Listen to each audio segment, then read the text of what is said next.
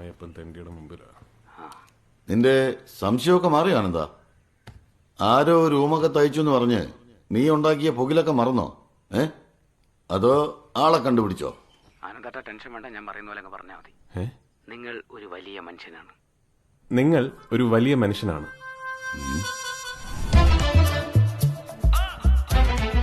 നിങ്ങളുടെ ഹൃദയവിശാലതയൊന്നും എനിക്കില്ല. നിങ്ങളുടെ ഹൃദയവിശാലതയൊന്നും എനിക്കില്ല. ഞാൻ വെറും ഒരു സാധാരണക്കാരൻ. ഞാൻ വെറുമൊരു സാധാരണക്കാരൻ.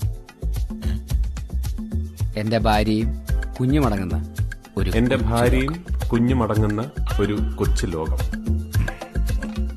അതിനപ്പുറത്തേക്ക് ഒരു ലോകം ഞാൻ സ്വപ്നം പോലും കണ്ടിട്ടില്ല. അതിനപ്പുറത്തേക്ക് ഒരു ലോകം ഞാൻ സ്വപ്നം പോലും കണ്ടിട്ടില്ല.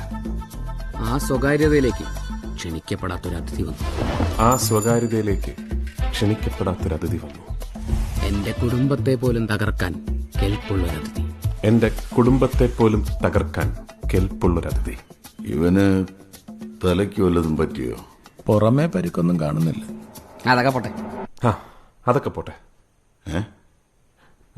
കഴിഞ്ഞതൊക്കെ നമുക്ക് മറന്നൂടെ? അത് നീയോ ഞാനോ അല്ല തീരുമാനിക്കേണ്ടത്, അവളാണ്. പാർവതി വന്നല്ലോ.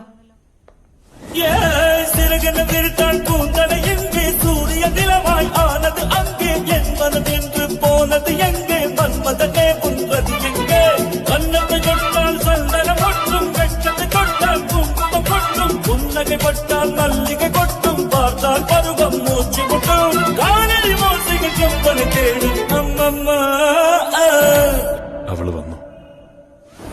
ആനന്ദേട്ടൻ ഞാൻ പറയുന്ന പോലെ പറ. അത് വേണോ? വേണം. കാലം മായ്ക്കാത്ത മുറിവുകളില്ലെന്നല്ലേ?